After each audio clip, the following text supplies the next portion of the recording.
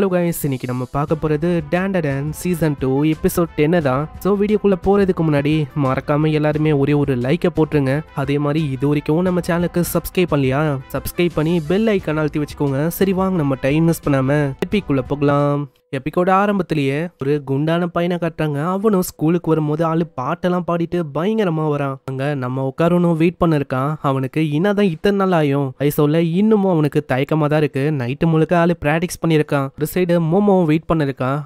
நான் அவளோட ஃப்ரெண்டா மாறிட்டேன். அப்படி இருந்தும் இவ வெயிட் பண்றா. எனக்காக வெயிட் பண்றாளா? இல்ல கண்டிப்பா எனக்காக இருக்காது அப்படின்னு யோசிச்சுட்டு தான் போறான். மோமோ இடிச்சுக்கினே சொல்றான், ஹேய் நீ லேட்டு, சரி வா நம்ம போகலாம். இதை கேட்கும் போது உட்காரனுக்கு ரொம்ப சந்தோஷமா இருக்கு. நெக்ஸ்ட் சீன்ல உட்காருன் கிளாஸுக்கு வந்துடுறான். அங்கேயும் அந்த குண்டு பையனோட கண்ணு நம்ம உட்காருன் மேல தான் இருக்கு. அங்க உட்காருனுக்கா ஏலியன் மேல ரொம்ப ஆர்வமா இருக்கும். ஏலியன் அதே ஆளு வந்துன்னு இருக்கான். பசங்களும் ஒரு சைடு தொல்லை பண்றாங்க. ஆனா பசங்களை அவளைக்கும் அவன் கண்டுக்கல. அங்க லஞ்ச் பிரேக் வந்தோடனே ரெண்டு பேருமே அவங்களே அவங்க தேடிக்கிறாங்க. ஒரு சைடு குண்டனும் உட்காருனை ஃபாலோ பண்ண இருக்கான். உட்காருன்னு அங்க தேடி பாக்குறான். கிளாஸ்லயும் நம்ம மோமோவை காணும். மோமோ அவனோட கிளாஸுக்கு வந்து பார்த்தா அங்கேயும் ஆளை காணும். இதனால ரெண்டு பேருமே குழம்பி போறாங்க. கேஃப்டேரியாக்கா போயிருப்பாலும் இருக்கலாம், எதுக்கும் நான் போய் செக் பண்றேன். ரெண்டு பேருமே மாத்தி மாத்தி வேற இடத்துக்கு போறாங்க. சீசன் 1ல என்ன ஆச்சோ அதே விஷயம் தான் இங்கேயும் ரிப்பீட் ஆகுது. அவங்க ரெண்டு பேருமே சோகத்துல அப்படியே உட்காந்துக்கிறாங்க. எனக்கு தெரிஞ்சு நம்ம மோமோ என்ன ஃப்ரெண்டா நினைக்கலன்னு நினைக்கிறேன். மோமோக்கு ஏகப்பட்ட ஃப்ரெண்ட்ஸ் இருக்காங்க. அப்படி இருக்கும் போது என்ன ஒரு ஃப்ரெண்டா பாக்குறாளா அதுவே எனக்கு தெரியல. இந்த சைடு நம்ம மோமோவும் யோசிக்கிறான். எனக்கு தெரிஞ்சு காலையில அவன் ரொம்ப சோகமா ஒரு மாதிரி போனா. அவனோட ஃபீலிங்ஸையும் நான் கொஞ்சம் மதிக்கணும்னு நினைக்கிறேன். அதனால்தான் இப்போ மூஞ்சில முழிக்க கூடாதுன்னு இப்படி பண்ணிருக்கானோ அப்படின்னு அவன் யோசிக்கிறான். ஒரு சைடு ஆப்போசிட்ல தான் அந்த குண்டனும் இருக்கான். அங்க ஒரு சைடு லஞ்ச் பிரேக்கும் அங்க முடிய போகுது. இதனால அவங்க போகலான்னு மூணு பேருமே டிசைட் பண்றாங்க. அங்க போகும்போது ஃபர்ஸ்ட் சீசன்ல என்ன ஆச்சோ அதே விஷயம் திரும்பவும் ரிப்பீட் ஆகுது. தெரியாதனமா ரெண்டு பேருமே அங்க கிஸ் பண்ணிக்கிறாங்க. நெக்ஸ்ட் சீன்ல நம்ம உட்காரும் கிளாஸ்ல பிஸியா இருக்கும் போதும் அந்த குண்டு பையனும் வேணும்ட்டுனே முன்னாடி ஏதேதோ அங்க பண்றான். புக்கை விற்கிறது, ஒரு ரொபாட்டிக் டாலை முன்னாடி பின்னாடி கொண்டு போறது, இந்த மாதிரி கோக்குமாக்கா ஏகப்பட்ட விஷயத்த பண்றான். ஆனா உட்காரும்னா கண்டுக்கவே இல்லை. ஒரு கட்டத்துல அவனுக்கு புரிஞ்சு போயிட்டு இப்படியெல்லாம் பண்ணா வேலைக்கு ஆகுது, டைரக்டா போய் பேசிட வேண்டியதான். ஹேய் நான் உன்னை இனிமையா பாக்குறேன், உன்னதான் நான் உன்கிட்ட பேசுறேன். என்னது என்கிட்டயா? என்ன விஷயம்? மோஸ்ட்லி நிறைய பேர்கிட்ட நான் அவளுக்கும் பேச மாட்டேன். இருந்தாலும் பேசுற நிலைமைக்கு நான் வந்துட்டேன். என்ன ஆச்சுன்னா எப்படி நீயும் மோமோவும் இந்த அளவுக்கு க்ளோஸ் ஆனீங்க? அது ரொம்ப ஸ்டேஞ்சான விஷயமா எனக்கு தெரியுது. ஏன்னா நீ ஹேண்ட்ஸமாவும் இல்ல, ஷார்ட்டா இருக்கிற. அப்படி இருக்கும் போதும் நீ ரொம்ப க்ளோஸா இருக்க மோமோ கூட. இது பத்தாதுன்னு ஐரா அந்த பொண்ணு ரொம்ப பாப்புலரான பொண்ணு, அவ கூடயும் நீ ரொம்ப க்ளோஸா இருக்க. நீ எப்படா எவ்வளவு பாப்புலரா இருக்க பொண்ணுங்க கூட ரொம்ப க்ளோஸா இருக்க? நீ பாப்புலரானவனா என்ன? நீ நினைக்கிற மாதிரி ஒன்னும் நான் பாப்புலரானவன்லாம் இல்ல, அவளுக்கும் நான் பெரிய ஆளும் இல்ல. அப்புறம் எப்படா இப்படின்னு இவங்க பேசுவாங்களா? மோமோவும் கத்திக்கினே வரா. அடே உட்காரும், ஃபேமிலி பொக்கிஷத்தை நான் கண்டுபிடிச்சிட்டேன்டா. இந்த கோல்டன் பாலையும் இப்பதான் பார்த்தேன். அந்த குண்டனும் ஒரு சைடா நிப்பானா. நல்லா அவ கேக்குறான், ஆமா நீ யாரு? நம்ம உட்காருனோட ஃப்ரெண்டா? ஃப்ரெண்டு இப்படின்னு அவன் புலம்பின்னு இருப்பானா. அங்க மோமோ சொல்றான், ஃப்ரெண்டுனா அப்பனா நீ உட்காரும் கிட்ட நல்லா பழகணும் என்ன?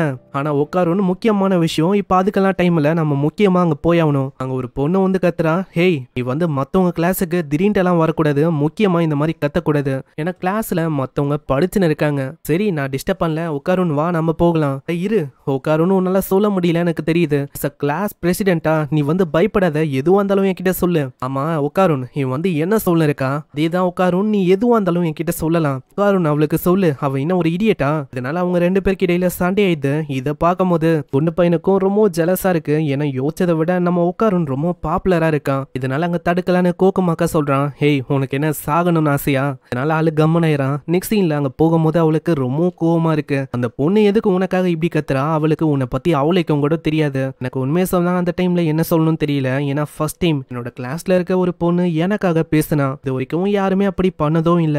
இல்லையா பின்னா உட்காரும், இப்பெல்லாம் நீ ரொம்ப கூலா இருக்க. என்னது நான் கூலா இருக்கனா? இதை கேட்கும் போது அவளுக்கு பயங்கரமா சிரிப்பது. சிச்சின்னு இருக்கும் போதே அவ சொல்றான், ஏதோ ஒண்ணு உட்காரும், நம்ம தான் அந்த ஃபேமிலி பொக்கிஷத்தை தேடி கண்டுபிடிக்கணும். ஏன்னா மீக்கோ காட்டின அந்த போட்டோல நான் பார்த்தேன், அப்படியே மிதக்குது.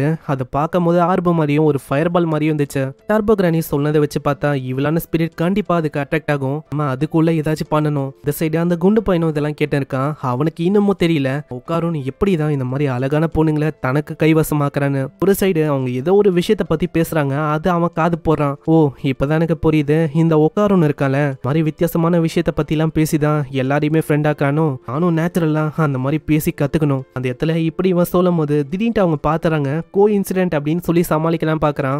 திடீர்னு ஆளு பறந்து வர ஆரம்பிக்கிறான். இப்படியே போனா அவ்வளவுதான், நான் வந்து மோமோவை அப்படியே கிஸ் பண்ணிடுவேன். ஆனா அதுக்குள்ள ஒக்காரோன் பயங்கரமா மூதுல ஒரு அடி அடிக்கிறான். அங்கேயே ஆளு கீழே விடுறான். அப்புறம் தான் அவங்க 2 பேருக்கும் தெரியுது, முன்னாடி அதே கோல்டன் பால் இருக்கு, அதுதான் எவ்வளவு நேரமா வேலையை காட்டியிருக்கு. மோமோ எவ்வளவு பிடிக்க ட்ரை பண்றான், ஆனா முடியல.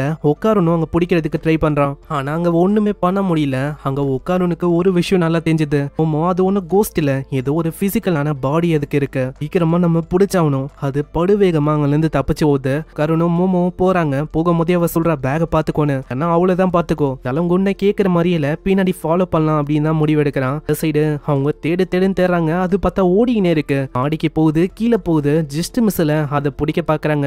பிடிக்கும் போது தெரியாதனமா அவங்க 2 பேருமே கீழே வந்துடுறாங்க. நல்ல வேலை அவங்களுக்கு எதுவும் ஆகல. மோமோ கொஞ்சம் தள்ள முடியுமா, என்னால மூச்சு விட முடியல. இது வந்து ரொம்ப அநியாயமா இருக்கு, நம்மளால ஆப்பனண்ட்டை கண்ணிலேயே பார்க்க முடியல. இப்படி இருக்கும் போது எப்படி போராட முடியும்? ஆமா அதேதான், இது வந்து சீட்டிங்கா இருக்கு. இந்த இடத்துல திடீர்னு குண்டை கத்துற மாதிரி சவுண்ட் கேட்கும். அட இந்த குண்டு பையன் வேற, ஆனா ஒன்னா நம்மள ஃபாலோ பண்ணி வரான். நம்ம என்ன பண்றது? அவனும் மாட்டிக்கினானா, இப்ப அவனை வேற நம்ம காப்பாத்தணும். ஆனா மேல ஏறி அவங்க போறாங்க. குண்டன் கீழே விழும் போதே ஜஸ்ட் மிஸ்ல மோமோ அவளோட சைக்கிக் கையை வச்சு அங்க காப்பாத்துறான். நீ வந்து ஏன்டா ஃபாலோ பண்ண, எங்களோட பேக் பேக்கு என்னாச்சு?